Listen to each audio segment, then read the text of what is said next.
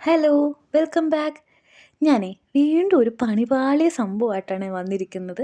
വീണ്ടും എന്ന് ചോദിക്കണ്ട, പറ്റിപ്പോയി. അതായത് ഞാൻ ആദ്യത്തെ 3 വീഡിയോസ് ഇട്ടെന്ന് പറഞ്ഞാൽ ജിബ്ലി സ്റ്റൈൽ ഡ്രോയിങ് പോലെയൊക്കെയാണല്ലോ.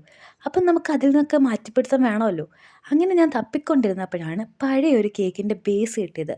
അത് ഓൾറെഡി ഞാൻ ബ്ലാക്ക് പെയിൻ്റൊക്കെ അടിച്ച് വെച്ചിരുന്നതാണ്. അപ്പം നമുക്ക് ഇന്ന് അതിൽ ഡൂഡിൽ ആർട്ട് ചെയ്യാലോ എന്നൊക്കെ കരുതി ഞാൻ പെൻസിൽ കൊണ്ട് ലൈറ്റ് സ്കെച്ചൊക്കെ ചെയ്ത് വെച്ച് പെയിൻ്റ് എടുത്ത് നോക്കിയപ്പം കുറച്ച് കളറേ ഉള്ളൂ.